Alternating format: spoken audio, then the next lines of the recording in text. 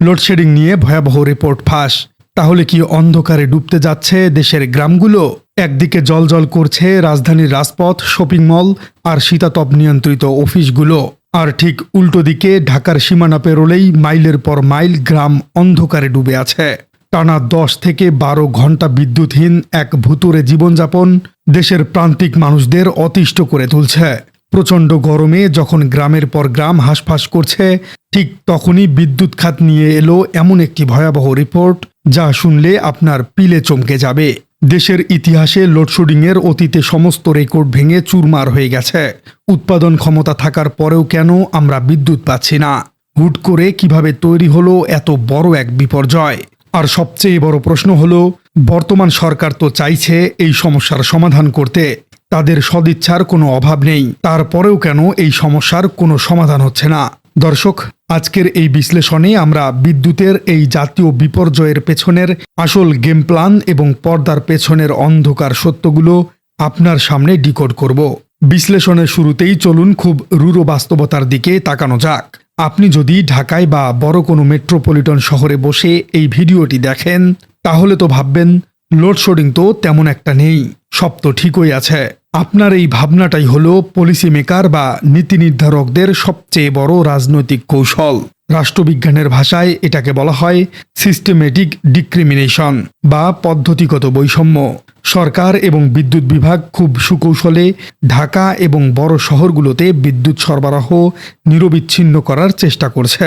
কিন্তু কেন? কারণ ঢাকা হলো দেশের পলিটিক্যাল সেন্টার অব গ্র্যাভিটি বা রাজনীতির মূল কেন্দ্রবিন্দু। ঢাকায় বিদ্যুৎ না থাকলে মিডিয়া সেটা নিয়ে ব্রেকিং নিউজ করবে, সোশ্যাল মিডিয়ায় ঝড় উঠবে, রাজপথে সাথে সাথে বিক্ষোভ শুরু হবে। তাই শহরের মানুষের ক্ষোভ প্রশমিত রাখতে গিয়ে পুরো লোডশেডিংয়ের বোঝাটা সুকৌশলে চাপিয়ে দেয়া হয়েছে গ্রামের নিরীহ মানুষগুলোর ঘাড়ে। গ্রামের মানুষের কথা বলার প্ল্যাটফর্ম নেই, তাদের প্রতিবাদ ঢাকার পলিসি মেকারদের এসি রুম পর্যন্ত পৌঁছায় না। তাই গ্রামের পর গ্রাম এখন 10 থেকে 12 ঘন্টার লোডশেডিংয়ের ব্ল্যাক হোলে তলিয়ে যাচ্ছে।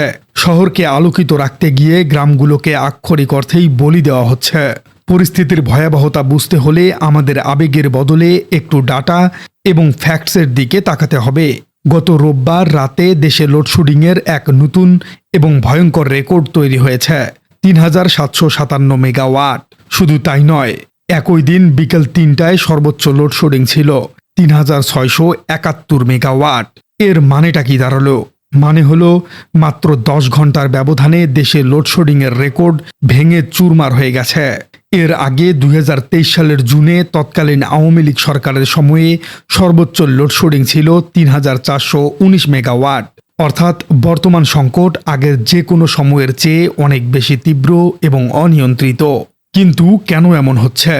আমাদের তো বলা হয়েছিল দেশে বিদ্যুতের কোনো অভাব নেই, তাহলে বিদ্যুৎ যাচ্ছে কোথায়?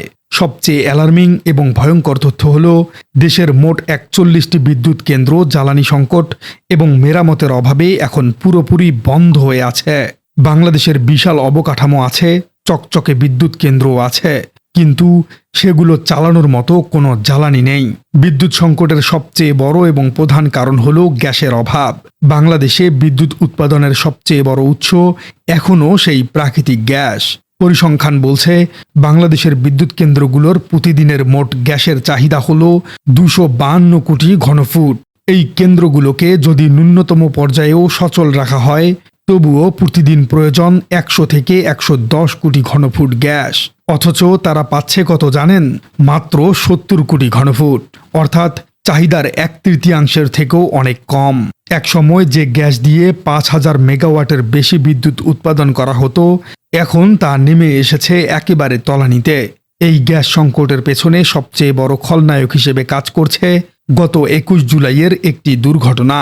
কক্সবাজারের মহেশখালীতে এক্সিলারেট এনার্জি যে ভাসমান এলএনজি টার্মিনালটি ছিল, সেটি যান্ত্রিকভাবেই মারাত্মক ক্ষতিগ্রস্ত হয়েছে। এর ফলে রাতারাতি দৈনিক 60 কোটি ঘনফুট গ্যাস সরবরাহ পুরোপুরি বন্ধ হয়ে গেছে। পরবর্তীতে এটিকে আংশিক মেরামত করে 25 কোটি ঘনফুট গ্যাস আনা গেলেও টার্মিনালটি এখনও তার পূর্ণ সক্ষমতায় ফিরতেই পারেনি।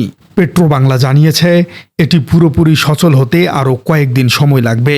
দর্শক, এই ঘটনা চোখে আঙ্গুল দিয়ে দেখিয়ে দিয়েছে যে বিদেশ থেকে আমদানি করা এলএনজির উপর বাংলাদেশের নির্ভরতা কতটা বিপজ্জনক রূপ নিয়েছে।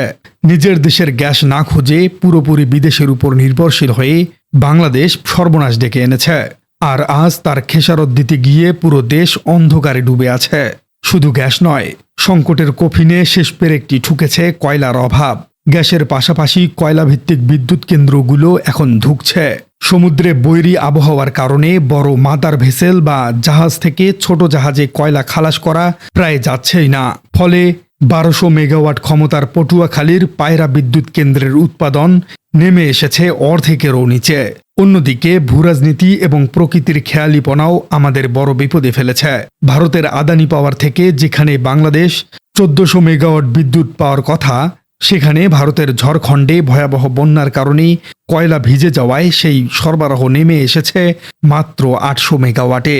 কারিগরি ত্রুটি ও জ্বালানি জটিলতায় দিনাজপুরের বড়পুকুরিয়ার 3টির মধ্যে 2টি ইউনিটই বর্তমানে বন্ধ। সব মিলিয়ে 7945 মেগাওয়াট কয়লা ভিত্তিক ক্ষমতার বিপরীতে বাংলাদেশ পাচ্ছে মাত্র 5500 মেগাওয়াটের মতো, অর্থাৎ 2000 মেগাওয়াটেরও বেশি বিদ্যুতের বিশাল ঘাটতি দেখা দিচ্ছে। অনেকের মনেই প্রশ্ন জাগতে পারে, বর্তমান সরকার তো আন্তরিক, তারা তো চাইছে মানুষের কষ্ট লাঘব করতে, তাহলে তারা কেন পারছে না? এই প্রশ্নের উত্তর লুকিয়ে আছে বাংলাদেশের সিস্টেমের গভীরে। সরকার চাইলেই রাতারাতি এই সমস্যার সমাধান করতে পারবেন না, কারণ তাদের হাত পা বাঁধা। প্রথমত, সরকার চাইলেই এখন স্পট মার্কেট থেকে চড়া দামে এলএনজি বা কয়লা কিনে আনতে পারছে না, কারণ দেশের ভেতরে রয়েছে তীব্র ডলার সংকট। বিগত সরকারের রেখে যাওয়া অর্থনৈতিক রিজার্ভের ভঙ্গুর অবস্থার কারণে জ্বালানি আমদানির জন্য প্রয়োজনীয় ডলার এখনই দেয়া সম্ভব নয়, যদিও রিজার্ভ অনেকটাই বেড়েছে। দ্বিতীয়ত, বাংলাদেশের পুরো বিদ্যুৎ খাতটি দাঁড়িয়ে আছে একটি ফল্টি স্ট্রাকচার বা ত্রুটিপূর্ণ কাঠামোর উপর। বিগত বছরগুলোতে শুধু রেন্টাল আর কুইক রেন্টাল বিদ্যুৎ কেন্দ্র বানিয়ে ক্যাপাসিটি চার্জ বা বসিয়ে বসিয়ে টাকা দেবার মহোৎসব চলেছে, কিন্তু দেশীয় গ্যাস অনুসন্ধানের জন্য বাফেক্সকে শক্তিশালী করা হয়নি। অর্থাৎ আমরা চুলা কিনেছি ঠিকই, কিন্তু সেই চুলা জ্বালানোর জন্য সিলিন্ডার কিনিনি। বর্তমান সরকার সেই অতীতের ত্রুটিপূর্ণ পলিসির উত্তরাধিকারী হয়েছে। তারা এই জট খোলার চেষ্টা করছে, কিন্তু বছরের পর বছর ধরে তৈরি হওয়া এই কাঠামোগত পঙ্গুত্ব মাত্র কয়েকদিনে সারিয়ে তোলা প্রায় অসম্ভব। দর্শক, এই লোডশেডিংয়ের সবচেয়ে বড় আঘাতটা কোথায় লেগেছে জানেন? বাংলাদেশের শিল্প খাতে। অর্থনীতিতে একটা টার্ম আছে, ইকোনমিক ডোমিনো ইফেক্ট। একটার পতনের ধাক্কায় যখন অন্য সবকিছু তাসের ঘরের মতো ভেঙে পড়ে, তখন তাকে ডোমিনো ইফেক্ট বলে।